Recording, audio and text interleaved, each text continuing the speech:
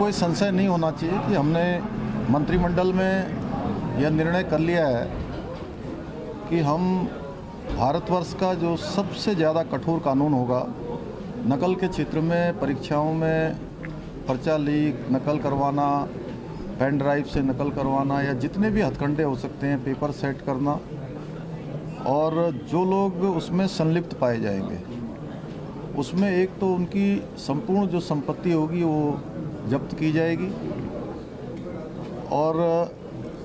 साथ ही साथ यह प्रावधान भी कर रहे हैं कि जो लोग भी जो अभ्यर्थी के नाते परीक्षा देने वाले हैं और उसमें पकड़े जाएंगे तो अगले 10 सालों तक वो किसी परीक्षा में भाग नहीं ले पाएंगे। इसके पीछे हेतु है कि लगातार चल रहा है और जहाँ पर भी ऐसी खबरें आई हैं, हमारी मंशा बिल्कुल स्पष्ट है, साफ है कि हम 1% का भी 0.01% का भी कोई भी इसमें समझौता नहीं करना चाहते। ये पारदर्शी होनी चाहिए और जितनी भी गंदगी है पुरानी, वो सारी गंदगी साफ हो और एक नया अध्याय इस क्षेत्र में शुरू हो। उसके लिए ज़रूर हमको मशक्क़त करनी पड़ रही है। मैं सबसे कहना चाहता हूँ कि हमारी मंशा भी स्पष्ट है, हमारी नीयत भी स्पष्ट है और हम काम भी बिल्कुल स्पष्ट करना चाहते हैं। अभी आना जाना ये अलग विषय है, लेकिन सभी को इस समय एक तो उत्तराखंड के जोशीमठ की जो घटना है, जोशीमठ की घटना को लेकर पूरे उत्तराखंड के अंदर आने वाले लोग, देश भर के आने वाले लोग, उनमें कोई संदेह की स्थिति पैदा ना हो, ऐसा सभी जिम्मेदार लोगों को करना चाहिए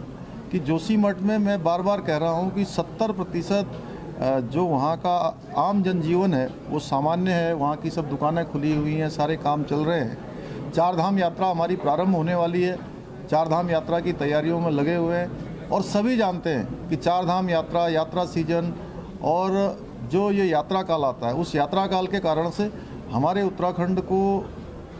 जहाँ लोगों का आतिथ्य करने का सौभाग्य प्राप्त होता है, वहीं आजीविका का भी एक बड़ा साधन है। इस नाते कहीं पर इतनी गड़बड़ नहीं है जितना उसको प्रदर्शित किया गया है। मैं सभी से कहना चाहता हूं कि ये ज़रूर ध्यान रखें कि राजनीति और अन्य चीज़ें करते समय कि कहीं उत्तराखंड के उन लोगों के साथ जिनका काम चलता है, जिनका अपना व्यापार चलता है, या मैं कहूं कि आजीविका चलती है, कहीं उसको कहीं जाने अनजाने में कोई नुकसान तो नहीं पहुंचना है। देखिए, मैं सभी से यही कहना चाहता हूं कि ये राजनीति करने का समय नहीं है। सब लोग सहयोग करें, हम सबका स्वागत करते हैं। हम कोई दलगत भावना से काम नहीं कर रहे हैं। सरकार जो भी काम कर रही है वहाँ पर सबको साथ में लेकर कर रही है, और वहाँ जिलाधिकारी के उसमें एक जो कमेटी हमने बनाई है, उस कमेटी में हमने सभी स्टेक होल्डरों को रखा है और उनके जो सुझाव आ रहे हैं, उनकी जो राय आ रही है, उसी के आधार पर हम आगे बढ़ेंगे। 8 संस्थान वहाँ पर काम कर रहे हैं और जैसे ही उनकी रिपोर्ट आएगी उसके आधार पर हम पुनर्वास इत्यादि की जो कार्रवाई है उसको ठोस रूप देने के लिए भी आगे बढ़ेंगे। नहीं, उनके सुझाव आए हैं और मैं उनका भी स्वागत करता हूं। अच्छा, उन्होंने चिंतन किया है और सारे हमारे वरिष्ठ लोग हैं और सभी ने अपने अपने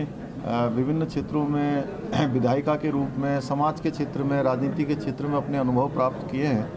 उनके अनुभवों का निश्चित रूप से लाभ लेंगे। Thank you sir. किसी को कोई संशय नहीं होना चाहिए कि हमने मंत्रिमंडल में यह निर्णय कर लिया है कि हम भारतवर्ष का जो सबसे ज़्यादा कठोर कानून होगा, नकल के क्षेत्र में, परीक्षाओं में पर्चा लीक, नकल करवाना, पेन ड्राइव से नकल करवाना या जितने भी हथकंडे हो सकते हैं, पेपर सेट करना, और जो लोग उसमें संलिप्त पाए जाएंगे उसमें एक तो उनकी संपूर्ण जो संपत्ति होगी वो जब्त की जाएगी, और साथ ही साथ यह प्रावधान भी कर रहे हैं कि जो लोग भी जो अभ्यर्थी के नाते परीक्षा देने वाले हैं और उसमें पकड़े जाएंगे तो अगले 10 सालों तक वो किसी परीक्षा में भाग नहीं ले पाएंगे।